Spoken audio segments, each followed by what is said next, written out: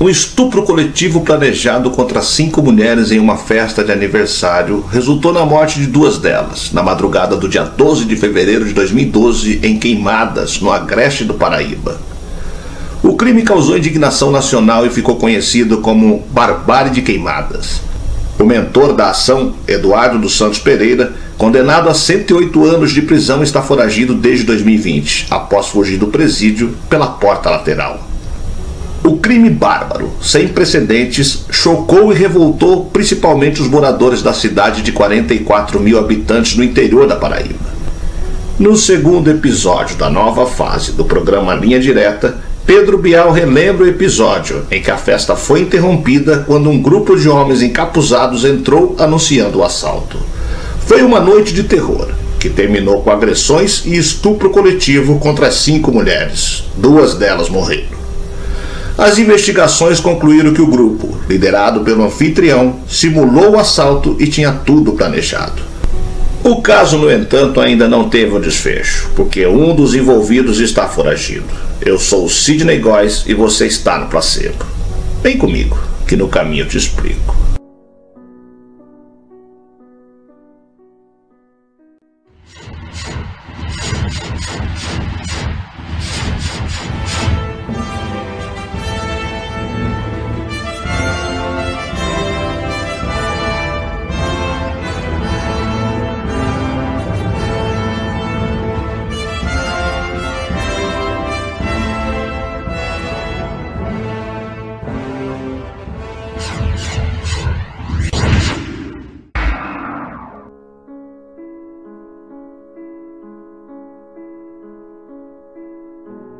No dia 12 de fevereiro de 2012, um caso no município de Queimadas, localizado no Agreste da Paraíba, chocou a população local com uma intervenção criminosa em série. A chamada Barbárie de Queimadas ocorreu quando 9 rapazes, sendo 3 menores de idade, organizaram uma festa falsa para cometer um estupro coletivo contra as garotas do evento. Todos os abusadores eram conhecidos das vítimas regionalmente, com 2 irmãos sendo apontados como mentores da ação que resultou em violência sexual contra 5 mulheres. Os 2 irmãos, identificados como Luciano e Eduardo dos Santos, armaram a ocasião de forma a presentear as mulheres para o mais novo, que realmente fazia aniversário, e forjaram um assalto para imobilizá-las. No evento, as moças foram amarradas com lacres do tipo enforca-gato, sendo amordaçadas e tendo os olhos vendados enquanto os abusos eram realizados pelo grupo. Se rebatendo, implorando por socorro, 2 delas conseguiram entrar em luta corporal com os agressores, de forma a identificar os rapazes. Acabaram sendo mortas ainda no local. No dia da festa, 11 de fevereiro, um sábado, a professora Isabela Pajussara, de 27 anos, compartilhou em suas redes sociais uma música Oração de São Jorge, que diz: "Eu andarei vestido com as armas de Jorge, para que meus inimigos, tendo pés, não me alcancem, tendo mãos, não me peguem, tendo os olhos, não me vejam, e nem em pensamento possam me fazer mal."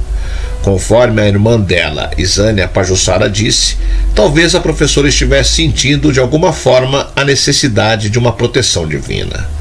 Já a recepcionista Michele Domingos, de 29 anos, antes de ir para a festa, foi à igreja com a irmã mais nova de Isabela, que, segundo a delegada do caso, Cassandra Duarte, seria o alvo inicial do estupro coletivo planejado. As 5 mulheres não imaginavam que seriam as vítimas dos homens que chamavam de amigos. Conforme as investigações, os abusos foram planejados pelos irmãos Luciano e Eduardo dos Santos Pereira, que teriam convidado outros homens para abusar sexualmente das convidadas na festa de aniversário de Luciano. Segundo informações contidas no processo, o crime seria um presente para o aniversariante. Na casa estavam 7 mulheres, 9 homens e 3 adolescentes. Eduardo e Luciano organizaram a festa, convidaram as vítimas para o evento e se dirigiram ao mercado para comprar cordas e lacres do tipo enforca-gato, com o objetivo de amarrar as vítimas e forçar relações sexuais. Para realizar o estupro coletivo, Por volta da meia-noite, Eduardo e Luciano forjaram um assalto e entraram encapuzados na residência durante a festa, com os 3 adolescentes e mais 5 dos homens que estavam no local.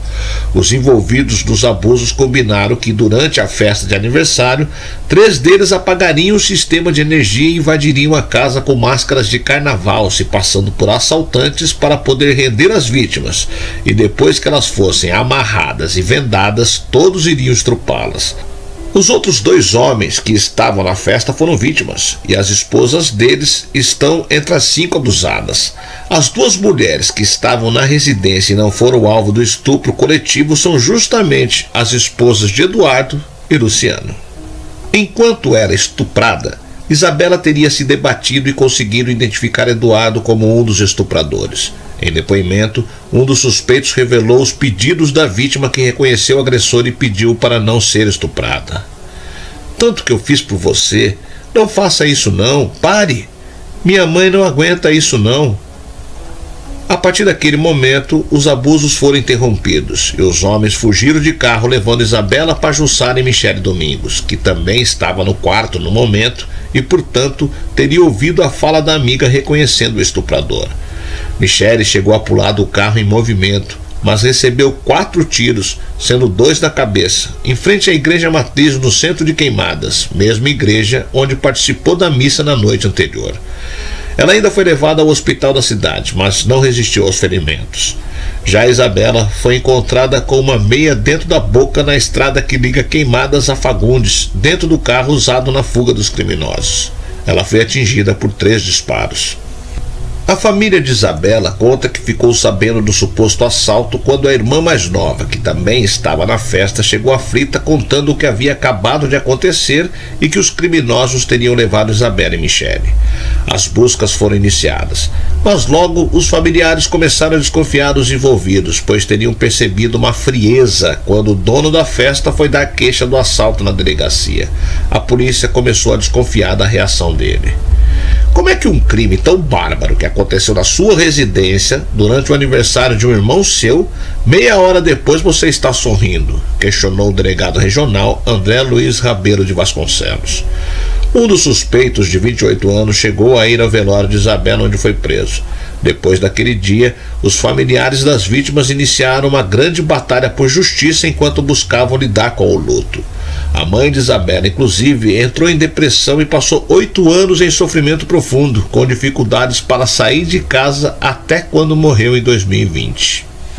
A barbárie de Queimadas interrompeu as vidas de 2 mulheres que eram profissionais, filhas, irmãs e amigas. Isabela Pajussara, de 27 anos, em poucos dias seria empossada em um concurso público que teria sido aprovado em primeiro lugar. Familiares relatam que a professora de química dividia seu tempo e rotina diária entre lecionar, estudar para concursos, cuidar da família, estar entre amigos e se cuidar, pois era muito vaidosa. Já Michele Domingos era recepcionista. Com 29 anos, era a mais velha de 6 irmãos e, além de ajudar nas contas, era consultada sobre as decisões da família, pois, conforme a mãe dela, Maria José Domingos, era uma pessoa que sabia resolver as coisas. Ela era a primogênita da família, sendo a primeira filha da sua mãe, primeira neta dos avós e primeira sobrinha dos seus tios. Ela me ajudava muito com os irmãos e até eles obedeciam ela. Era uma pessoa forte, determinada, estava sempre me ajudando nas coisas de casa, da família, na educação dos irmãos, relembra a mãe. Michele tinha muitos amigos na cidade e era muito querida pela família. A mãe relata que até hoje, sempre que algum assunto familiar precisa ser resolvido, falta a opinião da filha. Depois do crime, Maria José passou a evitar ir às feiras aos sábados, pois costumava fazer isso na companhia da filha. As duas também adoravam preparar almoços especiais nos fins de semana. Apesar de tentar seguir em frente, o vazio da presença de Michele permanece até hoje. O almoço de domingo era com ela, inclusive passei uns dias sem nem conseguir chegar na cozinha no final de semana, porque era o mesmo que estava vendo ela. Aos poucos, a gente vai se acostumando, né? Botando as coisas no lugar, colocando as coisas devagarinho no lugar, recolocando os tijolinhos, disse a mãe. Em 2014, Eduardo dos Santos Pereira foi condenado a 108 anos de prisão. Ele foi considerado culpado por 2 homicídios, formação de quadrilha cárcere privado, corrupção de menores e porte ilegal de arma, além dos 5 estupros. Por estes crimes, ele foi condenado a 106 anos e 4 meses de reclusão. Além disso, ele recebeu uma pena de 1 ano e 10 meses de detenção pelo crime de lesão corporal de um dos adolescentes envolvidos no crime. Luciano dos Santos Pereira, irmão de Eduardo, foi condenado a 44 anos de prisão. Ele é o único que segue em regime fechado. Jacó Souza foi sentenciado a 30 anos de reclusão por estuprar 2 mulheres e participar no abuso das outras 3 vítimas. Ele foi assassinado quando voltou à cidade do crime, depois de ter direito à liberdade condicional. Diego Rego Domingues foi liberado para cumprir a pena de 26 anos e 6 meses no regime semiaberto na penitenciária de segurança média de Mangabeira, em João Pessoa. Fernando de França Silva Júnior, o vulgo Papadinha, foi condenado a 30 anos de prisão. Noah Barbosa Casimiro deve cumprir 27 anos de reclusão pela violência sexual praticada contra uma vítima em participação no estupro das 4 demais.